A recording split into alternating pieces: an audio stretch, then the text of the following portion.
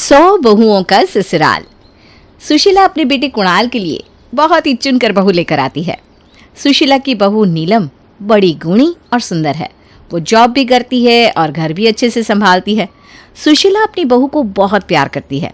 नीलम को कभी भी ये एहसास नहीं होता कि वो अपने मायके में नहीं बल्कि ससुराल में है। नीलम, ए नीलम बहू, कहाँ हो? जल्दी आओ और मेरा सामान उठाने में थोड़ी मदद कर दो बेटा। अरे माँ जी, आप ये इतनी सारी शॉपिंग कहाँ से करके आ रही हैं? आप तो बस घर के 1-2 सामान लेने गई थी ना?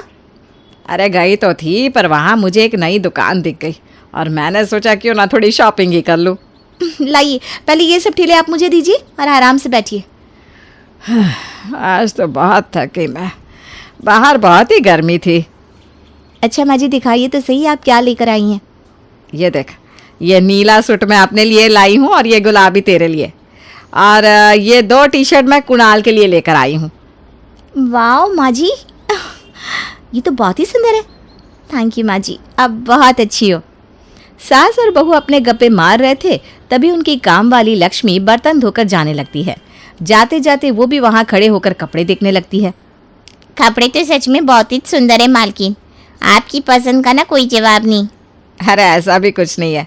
अच्छा तू जरा मुड़कर तो दिखा। क्या हुआ मालकिन? अरे ये देख, तेरा सारा सूट फट रहा है। ऐसे फटे कपड़े पहनकर तू घर घर जाती है, कोई अच्छा लगता है क्या? परसों ही तुझे मैंने तनख्वाह भी दी थी, आपने लिए कपड़े क्यों नहीं लिए? अरे मालकिन, आपको तो पता ही है मेरा आदमी कैसा है, तनख्वाह देखी नहीं कि सब छीन लेता है। एक काम कर, तू ये सूट रख ले और अब दोबारा ये फटा सूट मत पहनना। और हाँ, ये कुछ पैसे, इन पैसों को अपने आदमी से छुपा कर रखियो, ये तेरे काम आएंगे, समझी? अरे नहीं मालकिन, ये इतना महंगा सूट और ये तो आप अपने लिए लाई हो ना, और ये इतने सारे पैसे मैं नहीं ले सकती। हाँ माँ जी, ये तो आप अपने लिए लाई हो ना, और आपने तनख्वाह दी तो दी थी ना। अरे बहू कोई बात नहीं, मैं दूसरा ले आऊँगी। अरे मालकिन, अरे अब बस कर, तू भी तो मेरी बहू जैसी है, मेरी नीलम जैसी। लक्ष्मी पैसे और सूट लेकर चली जाती है। नीलम को ये बात बिल्कुल अच्छी नहीं लगती कि उसकी सास ने इतना महंगा सूट इतने झट से लक्ष्मी को दे दिया, पर वो बिना बोले वहाँ से चली जाती है। अगले दिन कुणाल और पिंकी को ऑफिस के लिए जल्दी निकलना था, इसलिए कुणाल अपनी माँ को पैसों से भरा एक लिफाफा पकड़ाता है और बैंक में जमा करने को कहता है। सुशीला वो लिफाफा बैग में डालकर बैंक के लिए निकल पड़ती है। रास्ते में सुशीला को अपनी पुरानी पड़ोसन की बहू मिल जाती है। अरे पिंकी, तू यहाँ कैसे? माँ जी, बस यहाँ किसी काम से आई थी। अच्छा, आजकल तुम लोग कहाँ रह रहे हो? यहाँ से जब से गए हो तब से आज तक तुम्हारी सास से तो मिलना ही नहीं हुआ। माँ जी, उनका तो अभी 2 महीने पहले ही ऑपरेशन हुआ है। उनकी किडनी में इन्फेक्शन हो गया था, तो डॉक्टर ने बोला कि ट्रांसप्लांट ही करना पड़ेगा। हे भगवान, मुझे तो यकीन नहीं हो रहा। माँ जी, हमारा तो घर भी बिक गया और इन सब भाग दौड़ में मेरी नौकरी भी चली गई। अब तो यहीं पास में एक छोटे से कमरे में किराए पर रहती हूँ। बहुत परेशान हो गई हूँ माँ जी। मम्मा देखो, उस लड़की के पास कितनी अच्छी साइकिल है, मुझे भी ऐसी साइकिल चाहिए मम्मा। नहीं बेटा, वो साइकिल बहुत महंगी है, हम नहीं ले सकते। चलो जाओ, तुम बच्चों के साथ जाकर खेलो बेटा। सुशीला बड़ी भावुक हो जाती है। उस बच्ची को ऐसे एक साइकिल के लिए रोते देख उसे बड़ा दुख होता है। वो जल्दी से अपना पर्स खोलती है और उसमें से सारे पैसे निकालकर पिंकी के हाथ में रख देती है। माँ जी, आप ये क्या कर रही हो? अरे अब कुछ मत बोल, बस चुपचाप ये रख ले और मेरी अपनी बेटी को साइकिल दिला देना, और बाकी पैसे तुम्हारे काम में आएंगे। पर माँ जी, मैं ये कैसे ले सकती हूँ? अरे क्यों नहीं ले सकती? तू मुझे माँ जी बोलती है ना, फिर तू भी तो मेरी बहू जैसी हुई। आप बहुत अच्छी है माँ जी, मेरी सासू माँ आपकी ऐसे ही तारीफ नहीं करती। सुशीला को पिंकी की मदद करके बड़ा अच्छा लगता है। वो खुशी खुशी घर आती है। अरे माँ जी, आपको इतनी देर कैसे होगी? आपने बैंक में पैसे जमा तो करवा दिए ना? पैसे? बहू तुझे पता है, मुझे आज ना मधु की बहू पिंकी मिल गई थी रास्ते में। मुझे तो सुनकर बड़ा ही धक्का लगा। बेचारों का घर भी बिक गया और बेटे की नौकरी भी चली गई, यहीं कहीं किराए पर रह रहे हैं। हे भगवान, ये तो बहुत बुरा हुआ। आपको उनको देखने जाना चाहिए। हाँ, मैं 2-3 दिन में ज़रूर होकर आऊँगी। अच्छा माँ जी, वो बैंक की स्लिप दे दीजिए ना, मैं अलमारी में रख दूँ। मैं बैंक तो जा नहीं पाई बहू। ओह अच्छा, वो पिंकी मिल गई थी इसलिए। कोई बात नहीं, अब कल मैं ही पैसे जमा कराऊंगी। वैसे भी कल मेरी छुट्टी है, पैसे दे दीजिए।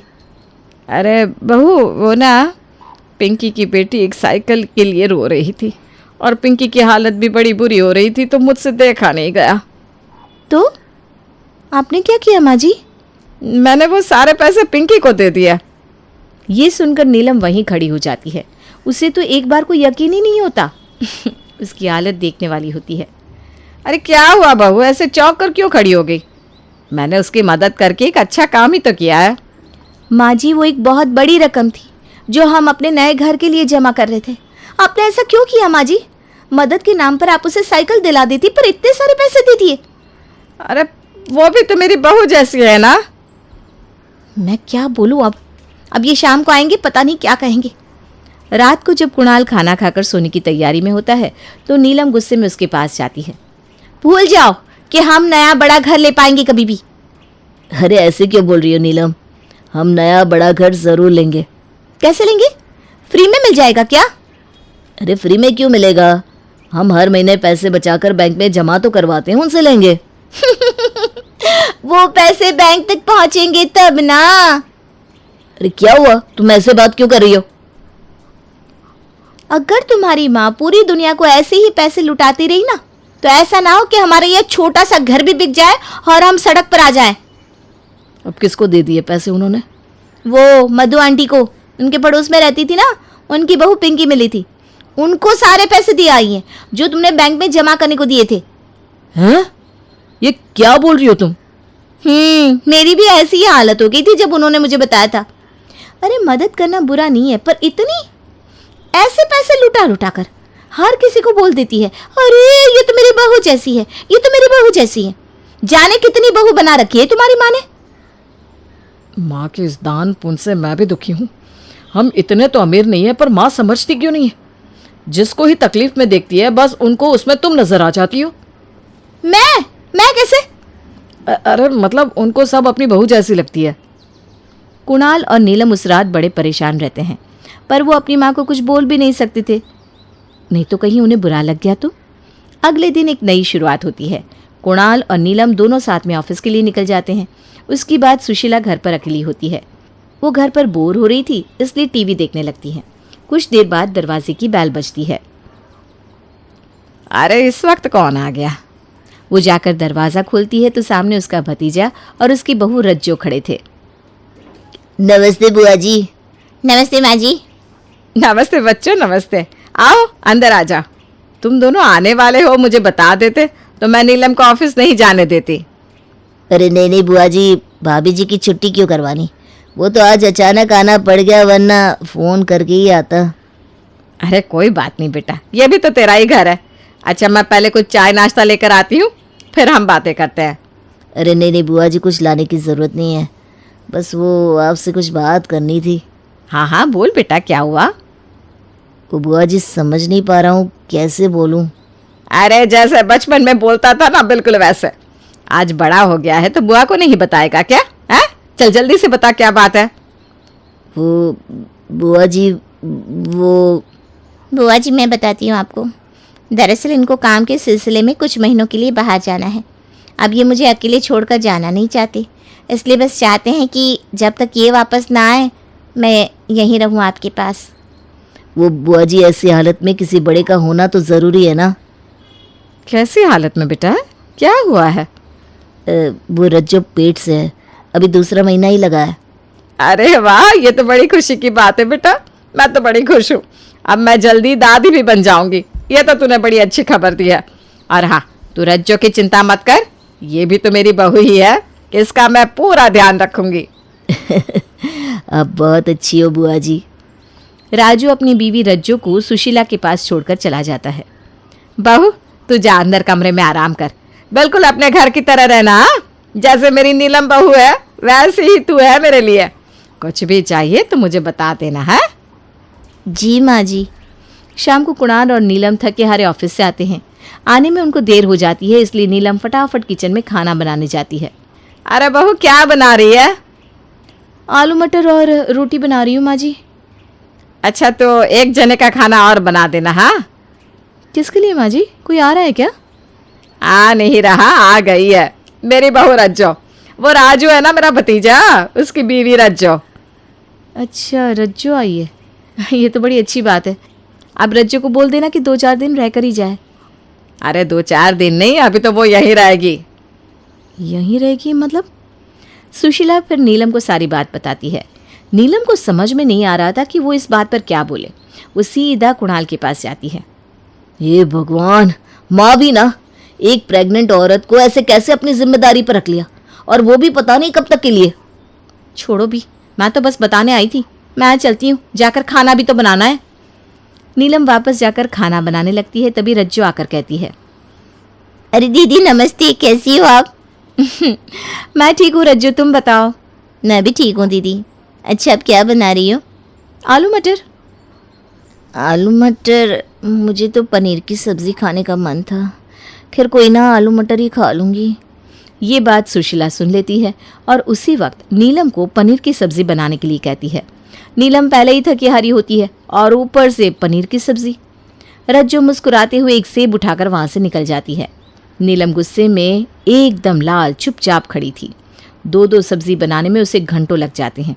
वो खाना बनाकर डाइनिंग टेबल पर लगाई रही थी कि रज्जो बोल पड़ती है, दीदी मुझे सलाद भी देना। वो डॉक्टर ने बोला है कि जितनी ज़्यादा सलाद और फल खाओगी उतना ही बच्चे के लिए अच्छा है। सलाद?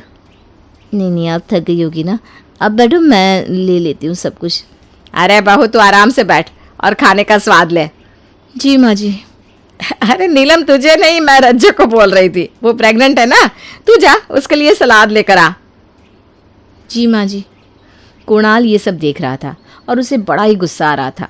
सब लोग खाना खाने लगते हैं, पर कुणाल और नीलम का खाने में बिल्कुल मन नहीं लग रहा था।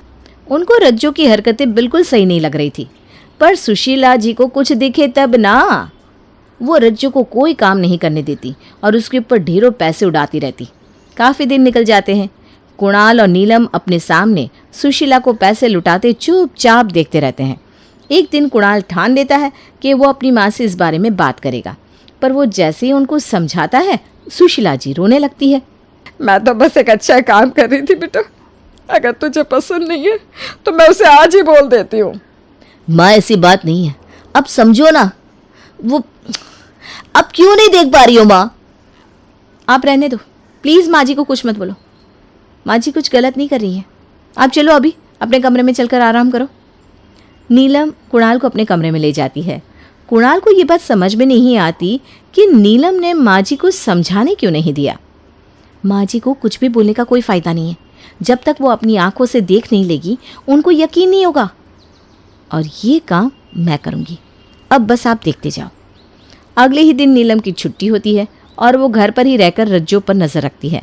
नीलम और सुशीला बाहर सोफे पर बैठे थे, तभी वहाँ रज्जो आती है। माँ जी मैं डॉक्टर के पास जा रही थी। मैंने इनको फ़ोन किया था कि पैसे भेज दी, पर फ़ोन लगा ही नहीं।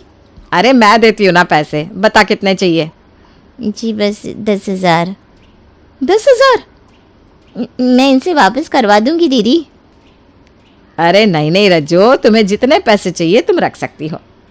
रज्जो पैसे लेकर मुस्कुराती हुई वहाँ से डॉक्टर के पास चली जाती है।